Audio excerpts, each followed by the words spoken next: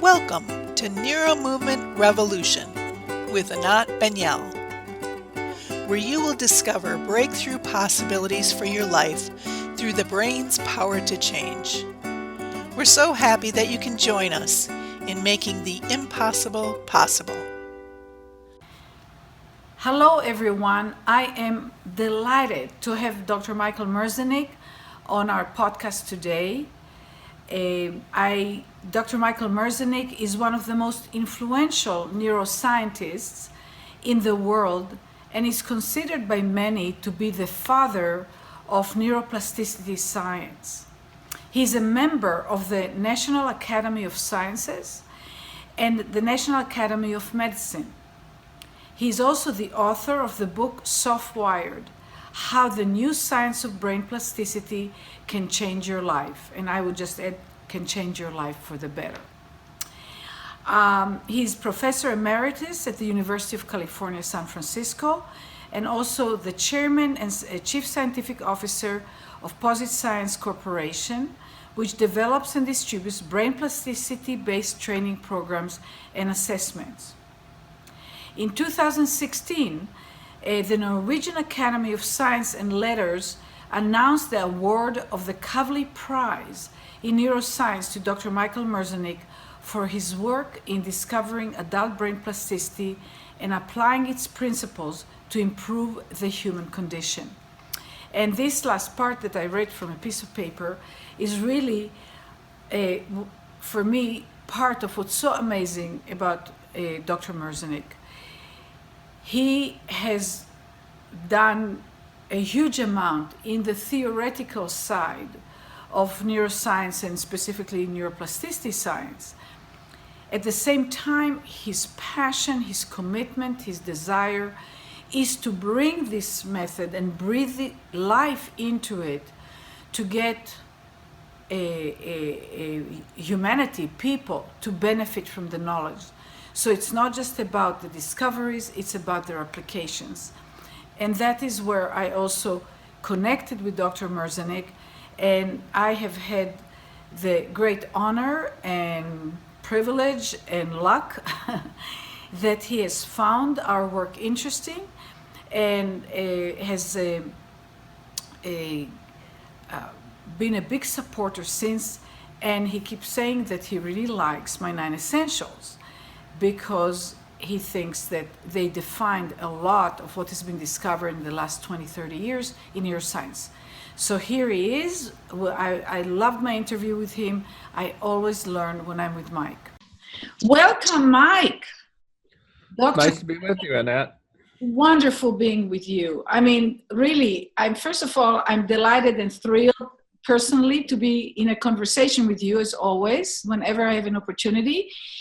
And I'm so thrilled that you have agreed to this interview because of the people that follow the podcast. They are very, very eager and interested in any information that can make a difference for them. And many of them are parents of children with special needs. Sure. So, and I know you care a lot too. So, I think if you can just take a few minutes and do like a short summary for people from your point of view, what do you want them to know about the phenomena of brain plasticity? Well, your brain, of course, you know this intuitively, if you think about it for a minute, is built for change. And actually, it creates you. It changes itself across the course of your life in a way that's made the operational person that you are. It's refined all of the abilities that define you as special, and everyone is special. It's actually created your model of the world, which is very much a product of where you've been in life. And it's all done all of that by changing itself physically and functionally. It changed its connectivity. It changed its operational capabilities. You know, you're born, it's like you're born with a factory that's sort of like an empty shell of a building. They haven't actually decided what they're going to build in there yet. and you've constructed all of that machinery. That you haven't just loaded it with information, but you also can revise the machinery to specialize you. to master all of those special skills and abilities that are you. And then you've loaded that, you could say, the attic of that building with just a massive amount of information that's created your own version of a world that you call on, that is the basis of your intelligence and your operational control and ability.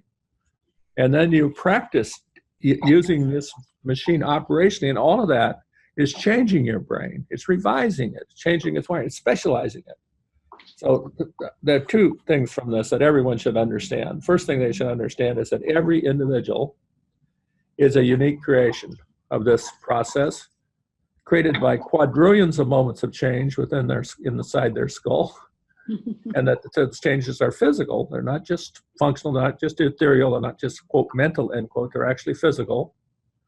And the second thing everyone should understand is that every brain is plastic and it has the power to change in a positive or improving direction. And everyone should be taking advantage of that.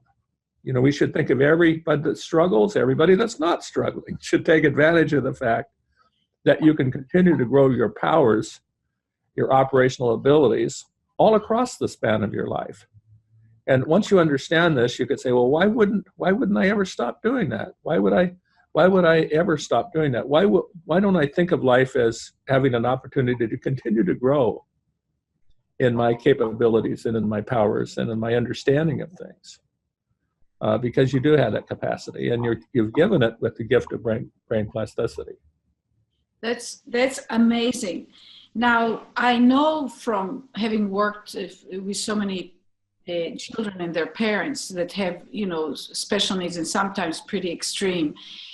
First of all, I love what you said. I mean, the way you formulate the understanding of brain and brain change always just inspires me. You do, in my world, you do it better than anybody I've ever heard. So thank you, first of all.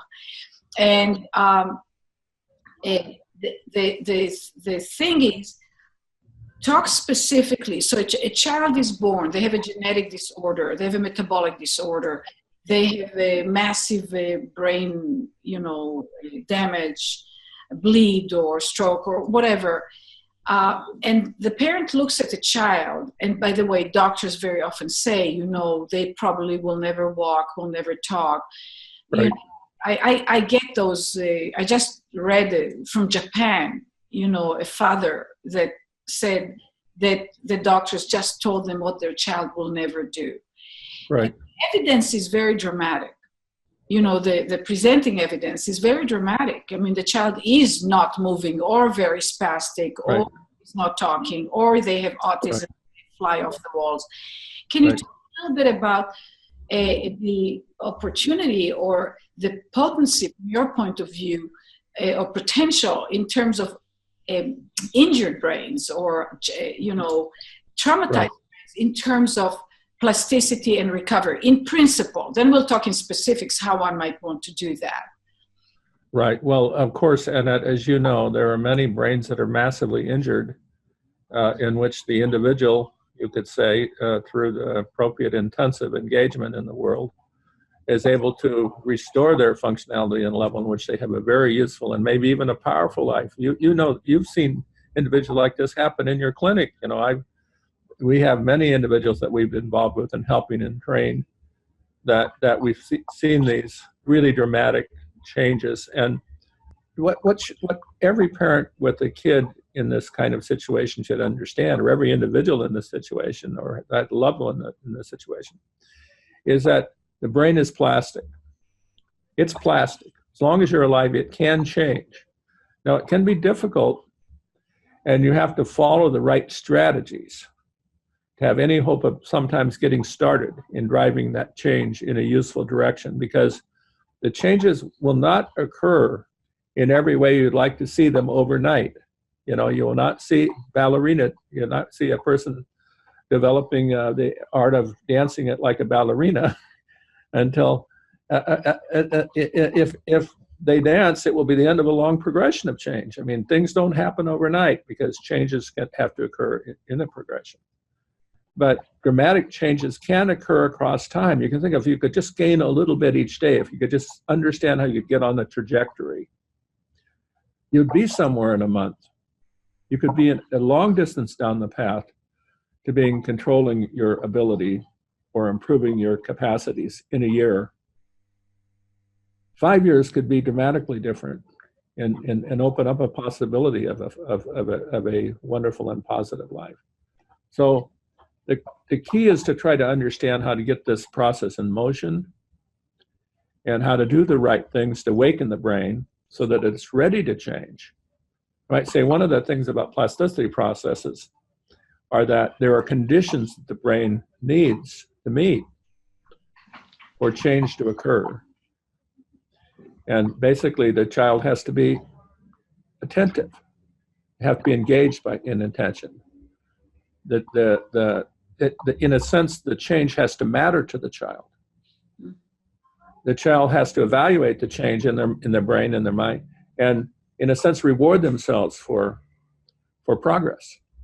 Or you have to help in every way to confer the sense of that reward to the child, so the child understands that something important has just happened, because those are conditions for actually driving change that will endure in the brain. But there are individuals that are so damaged, of course, that it's difficult to get started. But many instances of individuals that are still very impaired, there can be really wonderful positive changes. And a person can not infrequently have a very positive, useful, effective, wonderful life. Yeah. Coming from such a hopeless beginning. Absolutely. I mean, that's my daily, experience in over years. Right. Oh, there's so many questions I want to ask you. One of the things that I say that I thought about, and I want to hear your opinion to the degree of validity or how much you agree with this statement. So again, when a child presents, or an adult, somebody had a stroke or anyone basically, but especially if somebody presents themselves with a very convincing situation, like things are really not working well, right? They can't do this or whatever or that. I have found that almost automatically or unconsciously, people assume that their brain is not very good because they look like the brain is not doing a good job, right? It's right. Not right. My experience from my work is almost always the brain is brilliant, even when how it put itself together due to trauma of any kind or condition. When interacting with the child or the adult in a certain way, it's like the brain starts popping like popcorn. Changes started happening. So what I tell people is that pretty much all brains are brilliant brains, except we have to find the path there. Would you agree with that statement? Well, I think that there are issues of brain health in the brain that is on idle. But brains generally are not on idle nearly as much as you imagine they are, and just because a person is struggling to move or struggling to control themselves does not mean that there's not action in there. Does not mean that it's not in its own way striving to find a way or a path or move in a way that. So it's a misunderstanding of things to imagine that nothing's happening in there, that nothing is understood in there. One of the things I know from working with children that are autistic, severely autistic, is that if you awaken the child in a way in which you discover what it is that they understand about the world, what you commonly see is a person you think understands nothing actually has a deep understanding of lots of things on an almost shocking level sometimes. And that doesn't come from a brain that hasn't been evolving. The fact that it hasn't been evolving so that it can express itself, so that it can tell you what it knows, that might be the fundamental problem it has. So it's a little bit like being in a well and it wants to tell everybody, but nobody hears it.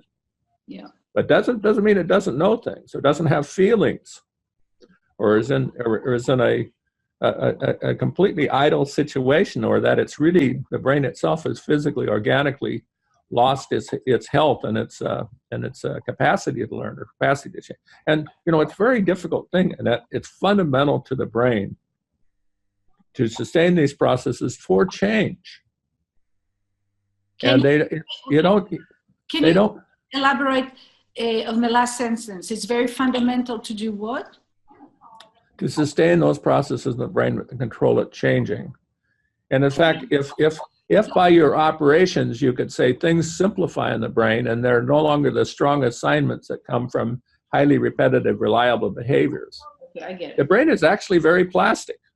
Yes. You could say it's very open to change because it doesn't have all of those ruts to go into and all of those well-established habits.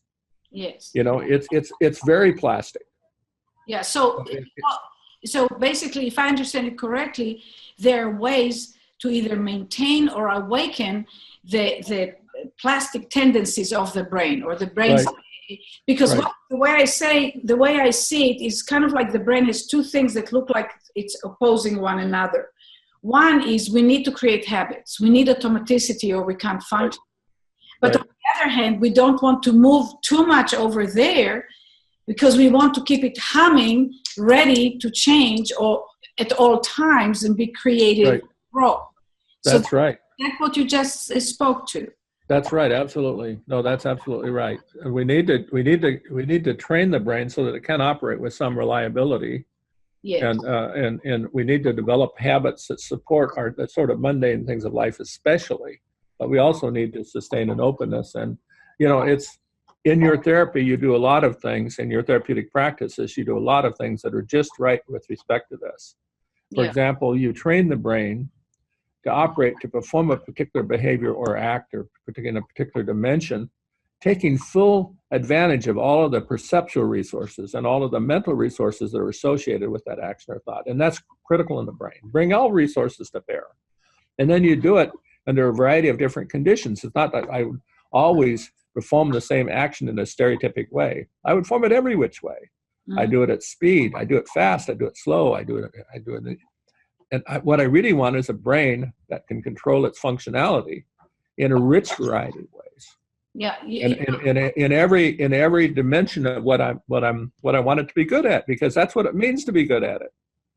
It doesn't mean that you always do things like a robot. It means you do things like a human being that's full of it. Just like you, Mike.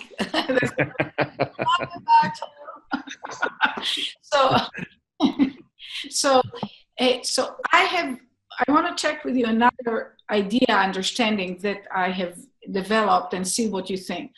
So there are two layers that I think about. So let's say somebody is running or playing the piano. We do a process to get better at this, what I call content, right? The specific content. What I discovered, and I understood sometimes the difference between what we do in Anat Baniel method NeuroMovement versus more traditional approaches for therapy, is that the way we work, I actually look to get the brain itself to upgrade. That's the way I speak it, to upgrade the quality with which it operates no matter what the content is. Right. Would you agree that there is that reality that you can bring the brain to hum, to operate at an upgraded way compared to less upgraded way? Yeah, absolutely. And I think it's an enlightened aspect of what your approach has been. If I say I have isolated, I want to control the movement of my hand because I can't control, I've lost control of it. The tendency is to say, well, I gotta practice with my hand, practice. Not really, in a sense, incorporating hand movement into brain operations.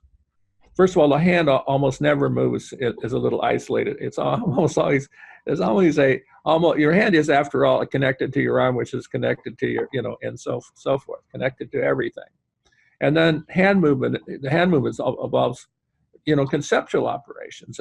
There's a sensation involved, of course, the feedback from the hand and arm and wrist, and focusing on the feeling of the movement, focusing on all of these other dimensions of the movement, putting the movement in place with respect to how you use your hand in all of the wonderful operations that you want to recover. It's all part of recovering. So the tendency is to think, well, I'm going to simplify this, I'm going to be back, and I'm going to generate a kind of robotic recovery. And when you get the hand movement back, you want to be able to, you want to be able to move, move around behind the wall and grab something with your, between your little finger and your forefinger. Mm-hmm. So you want to do it all. Yeah. And you want to be able to move with complete control, fast, slow, whatever. So then you have recovered hand movement. Yes. I'm not sure how clear that was. That was fun to move my hand. Yeah, well, I would like to add to that, because one of my experiences is that the intervention, when we try to facilitate for a person to do something they can't do, or what I call, moving from the no to the yes, or the impossible to the possible, the intervention is not, if it's not based on some of the principles you already mentioned, it's not neutral. We can also drive it downwards. So, for example, if somebody had a stroke and the hand got spastic, and when they try to move it, it just gets more spastic, and you try to train it to move, you're actually using the plasticity of the brain and the enhanced plasticity after brain trauma to actually very quickly groove in and habituate the limitation. And one of the things that I've seen so often with the children is that they're quickly trained into their limitations. Yeah. This is a real problem in training in children in movement control, and that is to say, one strategy is to have a sort of compensated strategy to be able, let's say, reach out and grasp something. But that strategy, which can be successful in successfully grasping something, can become the way you use your hand as a tool. And what you have now from this point forward in life is a deeply ingrained grasping tool. And that's only one of the ways that you want to recover use of your hand. It's very incomplete, it's very distorted. And you're right, it grows in the brain. Any heavily exercised, rewarded behavior like that, I'm rewarded because I am successfully grasping things, can create a distortion in the way the brain is controlling the movement of in this case, the hand. So absolutely, you can drive distortion in brains quite easily. And you can also... therapeutics. And you don't want to do that. Yeah, absolutely. Also, what often happens is they never learn to grasp. Right. I mean, many people with the stroke, that they never learn to use their hand. They never learn to feel their leg, move their leg, because they learn the failure. Because we learn our failures as readily as our successes. Let's say an example of this is that if the arm is always stiff and there's not much engagement and variation of the movement of the arm, when I use it as my arm as a grasping tool, what happens in the brain is that the brain basically degrades the selective representation of all the refined feedback that could control refined action. So if you look in the brain of such an individual, what you'd see is that the brain no longer represents the feedback from the arm in elegant detail. It's now coarse, and it's now crude. It's now non-differentiated. It's basically non-selectively providing information back from the arm. Basically, it's just wonky information, and it's frustrating the ability of you now to create refined movement. Mm-hmm. So it's critical that in the therapeutic side, you're always working to create variation and refined movement. I mean, that's a very valuable, if you can, the extent to which you can. You want to generate, ultimately you want to have that hand and arm moving elegantly in all of the potential dimensions in which it can move, in all of the ways that it can control itself in speed and in position. So you want to differentiate. You want to elaborate its representation. You don't want to de-differentiate. You don't want to degrade its representation. Thank you so much for saying it. I'm the, people talking about integration, and I say, well, the question is, what are you going to integrate? You really want plenty differentiation before you let the system close the conversation. You want to have a system that's very ready to open the conversation again. So thank you for saying it, because I'm the differentiation lady. Yeah, I give you credit for that. That's good. That's cute. So I'm kind of debating, because there's a million things I want to ask you, but I would like to honor the people who sent in questions, okay? Sure. So one question, which in a way you already answered, but again, parents ask questions specific to their child. Sure. They want to see how it fits their child. How does brain plasticity affect the brain of a child with neurodegeneration disease? I realize that children with the same disease have different degrees of progress from that dreadful disease. She doesn't say the name, but the disease. First of all, I want this person to know, and I want the other people that ask their questions to know, that I'm not a medical doctor. I'm a scientist, so I'm going to answer these questions from the perspective of a scientist. So first of all, understand that plasticity drives physical change. It drives positive physical change. So when you're in the right mode, you're in a growing mode. You're in a positive change mode, and you're talking about conditions now that are, in a sense, driving a negative mode. So the first thing I would say is that you want to fight neurodegeneration by positive action. You want to do that. You want to try to do that. Now, there can be a limitation to this. It depends on the genetic weaknesses. It depends on other complicated things that relate to what's happening in the brain of an individual child. So I can't say exactly what would happen, but fight it. Fight it. That is to say, engage the brain intensely. Don't underestimate how much effort it would take, or how much time it will take, or how serious it might be. But try to drive things in a positive direction and see how far you can go. I can tell you that the brain of the child with the neurodegenerative disease is plastic, and that things can grow. Now the question is the extent to which that can compensate for the losses that are occurring, or the specific weaknesses occur, will depend upon that, again, the genetic weaknesses. Yeah. But, you can actually see, when you engage brains, you can see them that are struggling. So one of the classes of experiments we've done is, and this is in animal models, we not do such a thing in a child, but we compare the brains of animals that we've given, let's say, a very difficult early life in ways that make the brain really in a struggling mode. And then we engage it intensely in training in the right forms. And what we see is that everything changes positively in the physical direction. And by everything, I mean everything we measure. So we looked at about 35 things now. And these are physical, functional aspects of the operation of the brain. And they're all degraded in these brains compared to an animal that's had a really normal, healthy early life. Animal that's had a very difficult, struggling early life, everything is degraded. Everything is reversible. So you can't promise in a child with specific inherited weaknesses whether this in fact will be true, but their brain is plastic.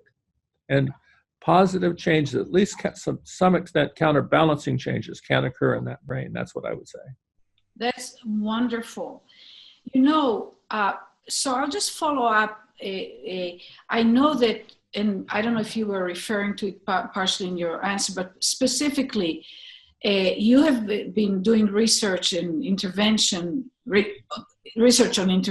with children who have been severely traumatized. So correctly, the brains of those children are changed due to the trauma. Yes, absolutely. No, it can be.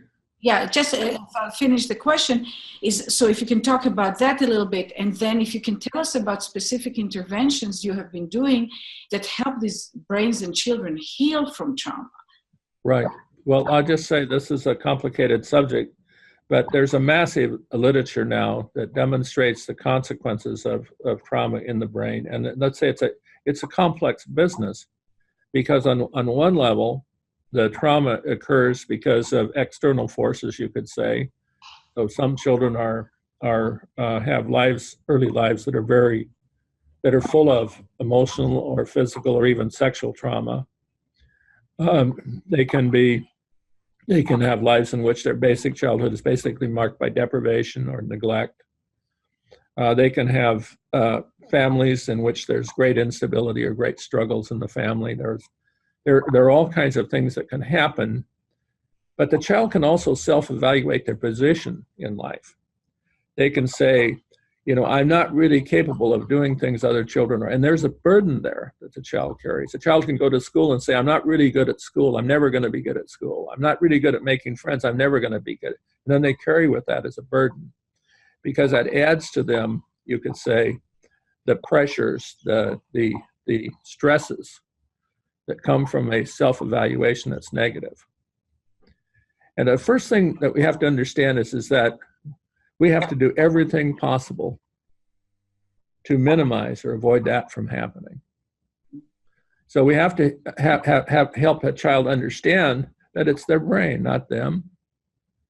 That in their own self-evaluation, it's all an upside. They have a brain that's plastic. Their brain can change for the better. They're not stuck in the situation they're in. No matter what's happened to them, to the point in which we're there to help them. Things can be better, things can be stronger, life can be better, they can do better.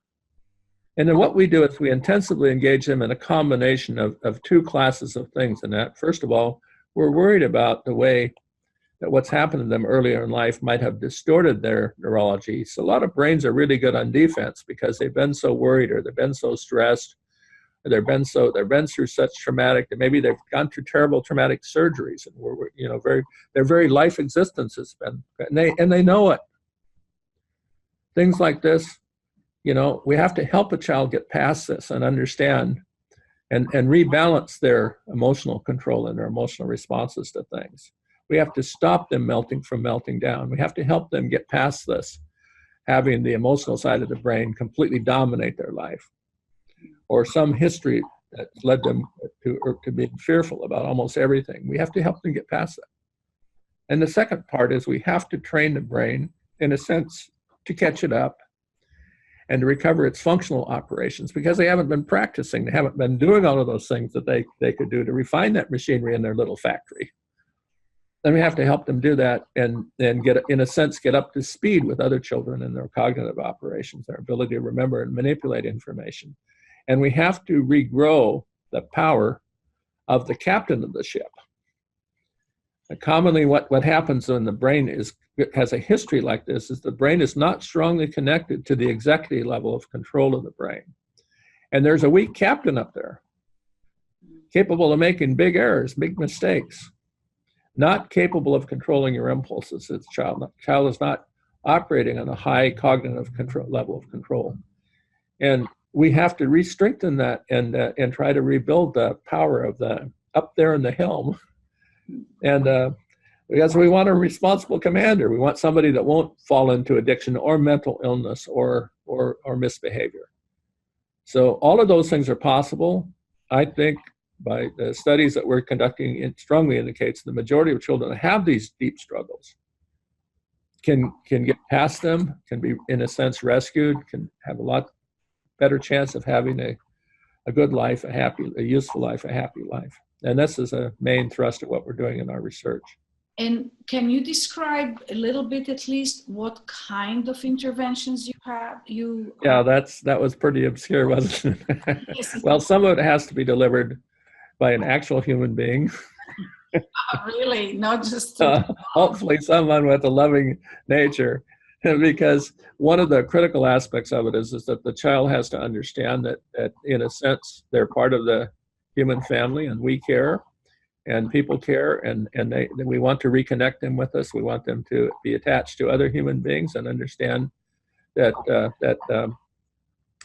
they matter, and understand that we should matter to them. And so part of it has to be human and human delivered. And but also substantially, we delivered training by computer. We use the assets that have been created by Posit Science. These are under in the Brain HQ training programs.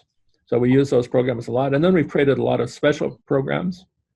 We also involve the child in exercises that are different. You could say they're represented by forms of meditation or different strategies that we're using to try to reduce the noisiness of the operations of the brain of the child and help them recover their attention control and so forth. So it's a complex combination of things that we apply to help such a child. It's a kind of holistic approach, but that extends into extensive uses of computers and progressive computerized training, because we can deliver changes in the brain that are controlled and highly refined and very efficiently delivered by using computers. That's fantastic, which kind of partly answers a question in front of me. Alexa is asking me to ask you if you're planning to develop some kind of Brain HQ application game for children or small children specifically. That's the child we work with. These are clients of us. Right. And his wife is noticing that while she's using Brain HQ for sounds for herself, and if the boy is nearby, he gets very interested and he's vocalizing more after that. Right. So what you're describing, first of all, you're already using applications for children.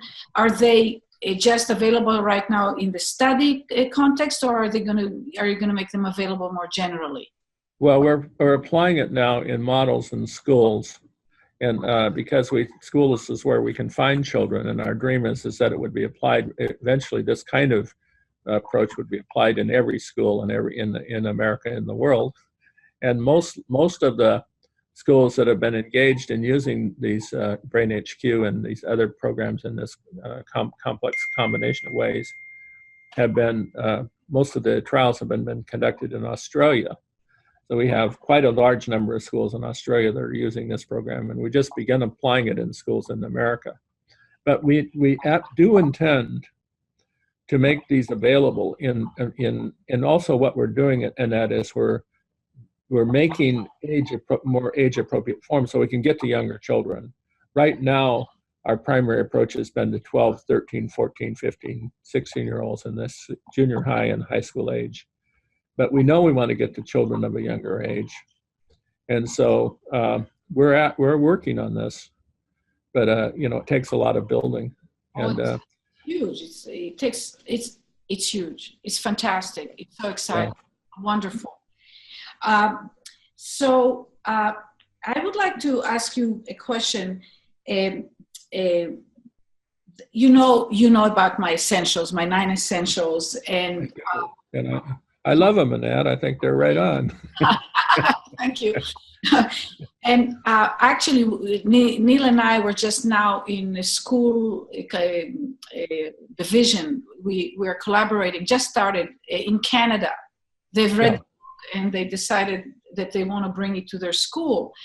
And the training was actually 4 days of training. Their teacher aides, mostly, the people that interact most with the children that have most challenges, right, very often are least trained to do anything, right? Right. And also the teachers themselves and the program directors and all that stuff.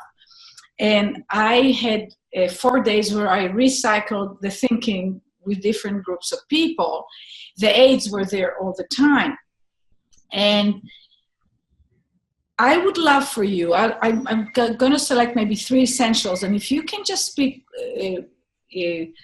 I know you can probably speak about it for hours, but say something about how come those essentials are as effective as they are, because they are terribly effective. And I'll start with one that you have built a phenomenal program around, and that's the essentials of slow. The power of slowing down and the loss of opportunity when kids are asked to do things fast from the beginning, and you lose many of them, you lose some of them along the way. So talk a little bit about The power of slow. Well, slow is important and fast is important and intermediate speed is important. Speed is important. And it turns out Throw you down. and in fact, it turns out if you train a person to make distinctions in a particular fine time frame, they get better at it, but they don't get better at other time frames. So you want to have a brain that's you can say good at any speed, but absolutely slow is special. Because with the slow model, it's called the child has an exemplary. Basically, when you operate in almost any action in a slow form, it represents the model of how you do it at any speed. It's a reminder of all of the essential, of the feeling, of all of the essential aspects of it, whatever you're doing, and so it's a wonderful, and people have shown that it's called a Eureka experiment. People have shown that if you train somebody to do something very fast, and then you just give them a few tries in a deliberate form, they immediately buck up their performance doing it fast. They improve because they have a Eureka moment. Oh, that's what we're doing. Yeah. So it in a sense, it crystallizes the elemental aspects of what the brain is trying to do for the brain. So absolutely, it's really important that you improve your abilities at every speed. Now, I might say it's also very important that you drive it to a high speed, because ultimately, because high speed means the brain is very healthy. And how speed is associated with health is that for the brain to operate at speed, it has to have really good machinery. The connections in the brain have to be well insulated. They have to be myelinated, it's called. They have to be, the connections in the brain have to be operating, you could say, in really high form. Everything has to be very metabolically active. Mm-hmm. So when you have a brain that's really fast and accurate, you have a brain that is basically on the first level healthy, physically healthy. Mm-hmm. Now, also in relation to that, if you just look at the speed of operations of the brain, what's called processing speed in the brain, about half of the variance of intelligence, of your adaptive intelligence, is accounted for by variations in speed. Mm-hmm. So it's good to be fast and accurate on the top of the continuum. But it's really important in your performance in life to be good at every speed. Yeah, first of all, thank you. I mean, I'm listening to you and I'm learning. I I would just hang out with you for X number of hours a week for a while and drive you crazy with all my questions. The thing that I say, the thing that got me to slow and so much with the children, is, okay, a few things. I'm going to layer a few things. When we can do something well, we can do it fast. Right. We're really good at something, we can get to fast. Many people ask children to do things fast up front, because when you're fast, you're good at it. But you don't start by being good at fast, right? Exactly. So people reverse the order of the process from my point of view. Right. Now, the other thing that I say, which has to do with malnation, is that really fast, we can only do what we already know. If we learn something really different, to do something differently, if I try to do it fast, we will default to pretty much what we already know, or we'll just do something and we don't know what we're doing.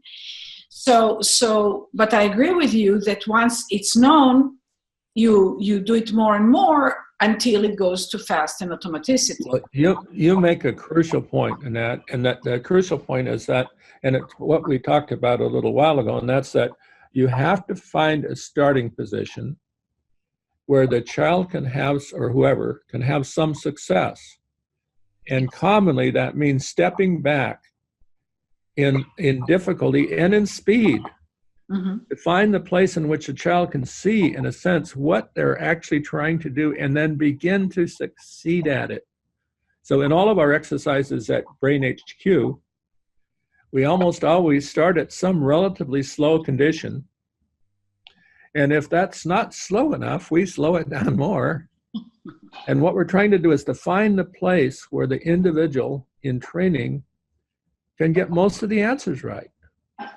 Because if they don't get most of the answers right, they're not going to make any progress. If everything is frustration, it's useless. Therapy is useless. The child has to find a place to start to succeed, and then from there, they move forward. I love it. You know what we call that? It's a big principle, going with the system, connecting. Right. Rather than trying to fix the person, you connect with the person. Right. You go with the system. In other words, you always start where the person is, because if you think of it for 2 seconds, nobody can start away from where they are. Yeah. This is what I love about what you do. And it's another aspect, I think, of your approach I really like. And that is to say, you're smart enough to start with what the child can do. I mean, let's try. A lot of times, in a sense, the therapist starts with what the child can't do, and tries to say, do it. Right? I mean, and again, that your subject, as we talked before, when you do that, are driving distorted movement, and that's not what you want. You want to start from the platform of what the child can do and grow things from there. Move forward from there. And also relating it to what you talked about just a little while back, is that you create a burden on the child. The child that tries to stand and fails, or the child that tries to do math problem and fails over and over and over again. They learn, I've heard it a number of times from kids, especially when I start doing more cognitive academic stuff with them, and I ask them a question and they tell me that they are stupid. Right. That they're not good at it. They have learned that they're stupid. They have learned that they're not good at it.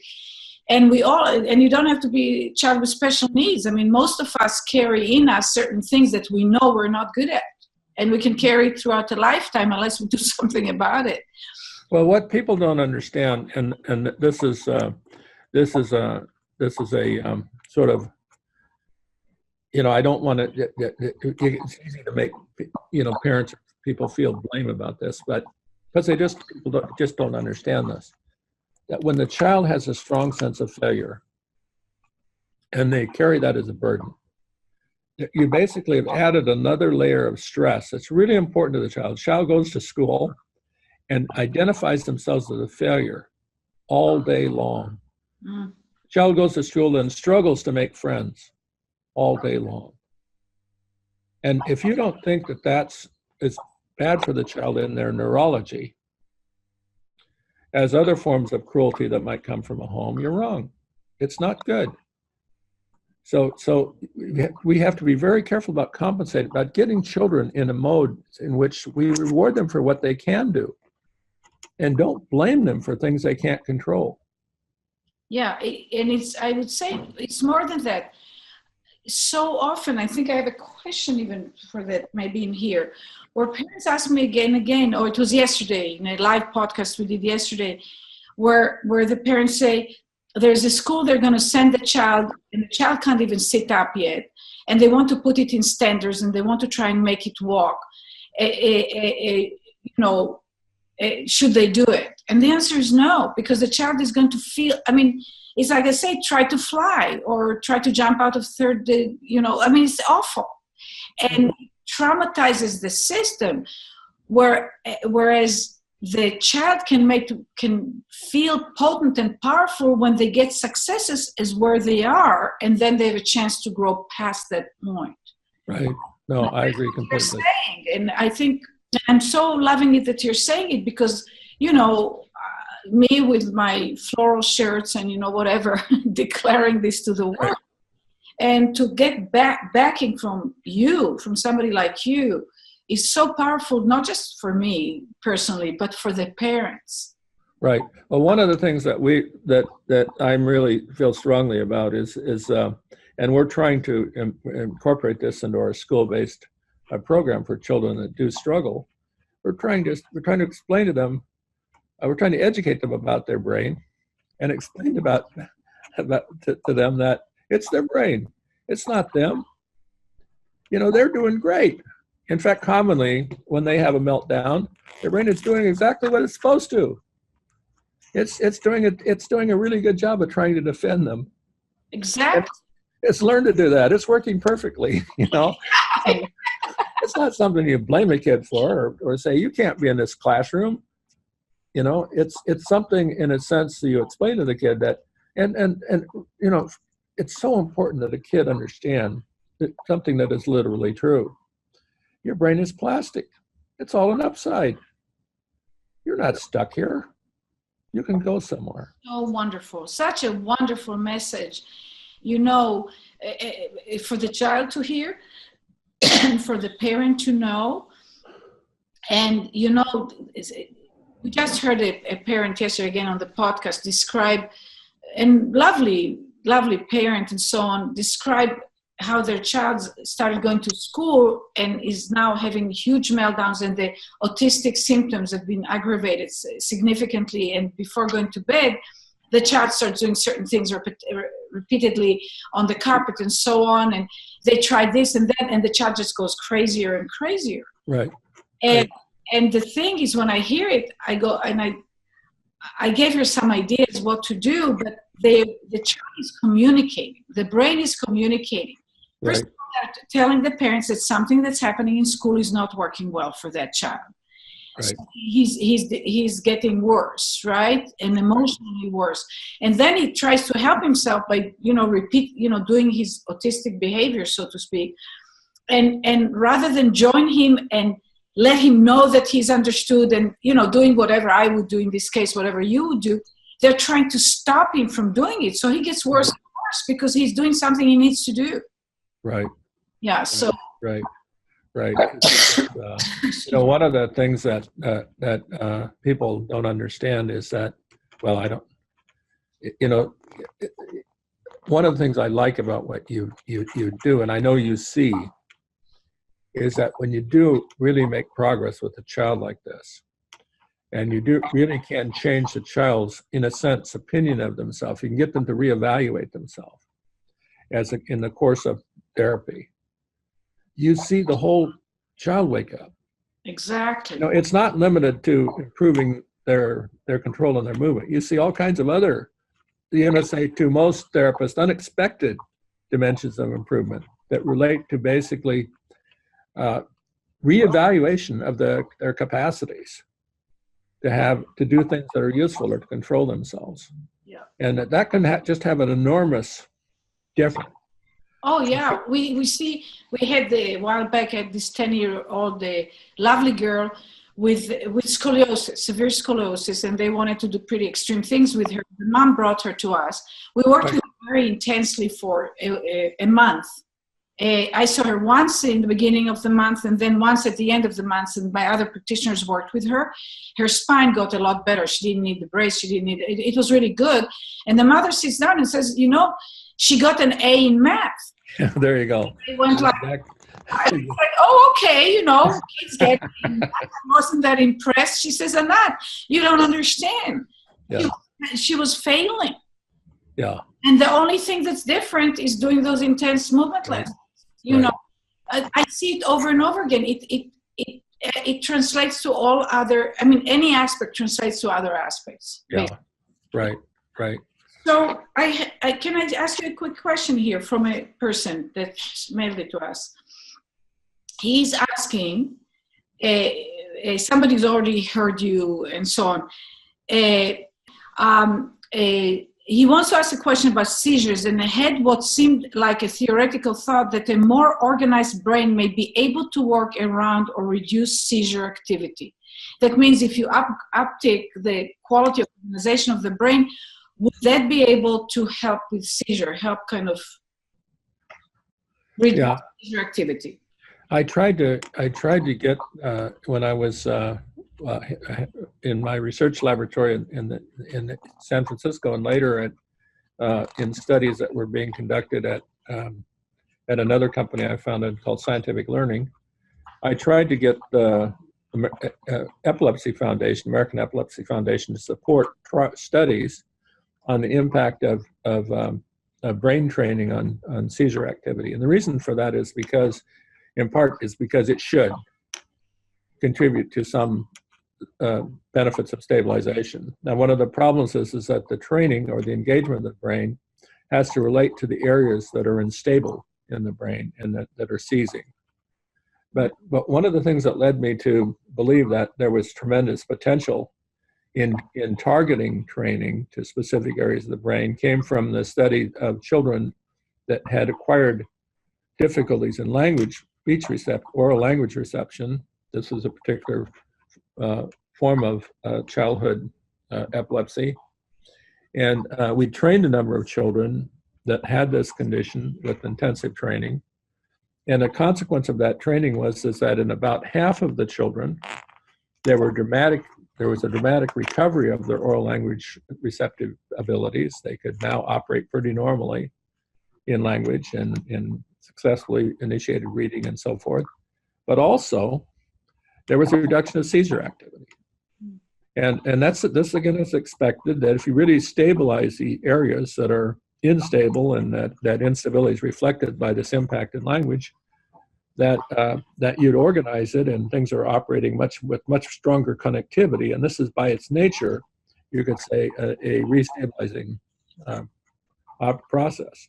And it seemed to have that effect. So I'm still mad at the American Epilepsy. Well, I'm mad at 5 or 6 other outfits like this for not having supported more aggressively research and development of tools that could conceivably impact it. But for a parent, if I had a child with this condition, I try to understand basically how I could attack it by behaviors that could engage the potentially seizing regions of the brain. This is not always easy because some of the areas in which seizures arise are the areas that are the most remote, you could say, from direct activation in intensive exercises. But I absolutely would try to think about strategies like this that might help to stabilize. Of course, often the only stabilization that can occur effectively is now coming from taking a drug. And the drugs that are the anti-seizure medicines have impacts on brain plasticity. So it'd be better if you could figure out some natural strategy, if there was one, that could basically restore the brain to normalcy. You know, I expected my work to impact seizure activity because I know that the brain gets better organized, all those things we talked about, and right, higher centers and all that stuff. And it's been very inconsistent and for the most part unsuccessful. So I tell parents that what I do find that I can help is that I help the child after seizure to recover more, and because there's also a loss, in certain functionalities. So, but I have not been successful in any, like with the one area that I declare that I have not been able to intentionally make a difference. We did an experiment in my laboratory, and I shouldn't talk about unpublished experiments, but it was one. But it was a simple observation and very clear cut. What we did is we basically disorganized an area of the cortex, the cerebral cortex, in an animal by, never mind exactly how we did it, we get it all to wire together so it operated as a big unit in the cortex. And this is something that you never do naturally, or you could do it naturally, but it would be very bizarre. It's not something that would ordinarily occur like this. But in this area of the cortex, it began to seize. Because we expected it to. We were trying to generate a seizure by this in a animal, and then we flipped around we knew exactly where the instability was. Now we flipped around the way we're engaging the animal, and we trained it, and the seizure evaporated. And how did you train? So if we had the advantage of knowing exactly what the target was. The target was in a convenient place because we did this as an experiment. We said it was this. What did you do? Did you drive differentiation? We differentiated it again. Yeah. We generated, you could say, from this big, assembly of neurons that were very straightly coupled. We broke it down by training so that ultimately it was redifferentiating, in this case, in the listening domain of the cortex, again representing sound frequency in a beautifully elaborated way again. And then, as it moved in this differentiated direction, the seizing stopped. I see. I'm going to ask you the last question, which is a little bit more woo-woo. And because we're about coming towards the end, one of my essentials is enthusiasm. And what it really is, it came from an observation in a number of cases of children that I worked with, that one parent, you know, any tiny change in the child, they were inspired. They felt happy. They felt hopeful, right? Right. They weren't like clapping or yelling or saying good boy or good girl, but internally they were sitting in the room and they were experiencing a positive experience, emotional experience for them. And the other parent, when I pointed out the changes, they were like initially small changes, right? You said things take time to build. That parent, you know, loved the child, was committed to the child, but got depressed by it. It was like created hopelessness because it was like so far away from what she would have liked to see. Right. And I started seeing consistently that when one parent was in the room, the child responded to me and changed a lot faster. When the other parent was in the room, the child felt a little bit like wet cement that's kind of trying to dry. Right. So I actually asked only one parent to bring the child for quite a while. And then I saw it sometimes with therapists that came with a parent, and the therapists were like suspicious of me and so on. And I could see in the child changes. And I developed the idea that without saying a word, without even touching, if we say, oh, and I had the first place where I saw it was very, very early on when I was still in Israel, and I got this relatively young woman that came with enormous amount of aches and pains. She was a child in the Holocaust in a camp. And I started, when I touched her, she was like wood. It was like the whole body was like that. And I was a very beginning practitioner, and I thought, oh my God, I don't think I can help her. And I noticed she held her breath. So I thought, I wonder if my thought impacted her. So I had to think a positive thought in order to check myself, right? So I thought, well, a brain that can create this degree of disorder is a brilliant brain. I only have to use her enormous intelligence to help her get better. And she started breathing.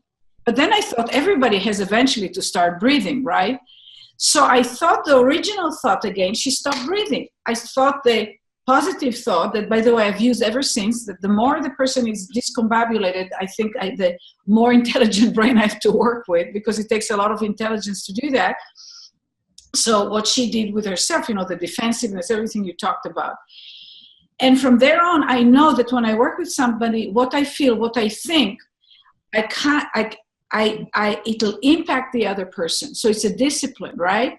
But then I saw it in relation from the parent to the child, and I call it enthusiasm. That means choosing to delight in small changes and amplifying them internally, emotionally, as a mechanism to create clear selection by the brain of what is desired, right? To amplify positive changes. Right. Anything you want to say about that? Well, first of all, I don't believe that your thought was transferred in the ether to the. But what I do think happens is that your demeanor and your presence. People are very sensitive to the presence, the demeanor of the people around them. Well, she wasn't seeing me; she was lying down with her eyes closed. But I'm just telling what I think. Yeah. Because I don't think magic occurs like that. I think that, but that's just my you could say cold materialistic scientific perspective, maybe.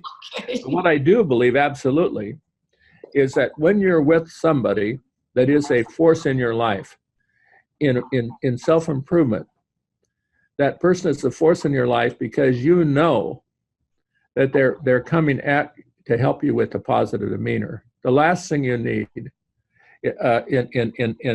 for therapeutic help is a grouch, or a person that's pessimistic, or a person that doesn't appreciate the fact of progress. And just to say, what for a parent, for anybody, with a child, it is so precious such a fabulous thing to see a child who's really struggling or struggling at all making a little gain. Because a little gain is a step to a big gain. And every little gain should be appreciated and should be another reason for you to say, wow, we're going somewhere. And have that expression get through to the child. Because when a child, it's just like everyone you ever have really valued as a mentor, somebody that really made you feel like you were going somewhere, change only occurs in the brain when it matters to it. The brain is very sensitive about knowing that what it's doing is important. It releases chemicals that are associated with that feeling. And basically, that's an enabling condition for brain change. So you want, as a parent, you want, as anyone around a kid that's got to change or working to change, you want to be one positive son of a gun. and you want to be a happy agent of change. You want to help that child understand that it matters to you just like it matters to them. Mike, I cannot think of a more inspiring, beautiful, loving note to end this conversation, this interview on. I think you're just a godsend. I love you, and hopefully we'll have many more conversations. Maybe we can find a time for a live one so people can send their questions directly in response to you. Oh, sure, Annette. And I'm just a scientist. You got to keep fixing them.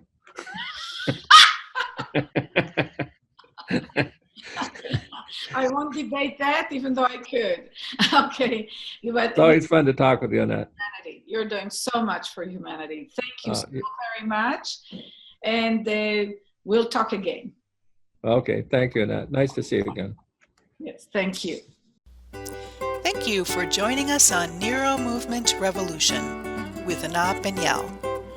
You will find all of our podcasts and additional resources on our website at www.anatbanielmethod.com. You can also subscribe to this podcast for free on iTunes, iHeartRadio, Spotify, Google Play, Stitcher, and TuneIn. We look forward to seeing you online for our next NeuroMovement Revolution.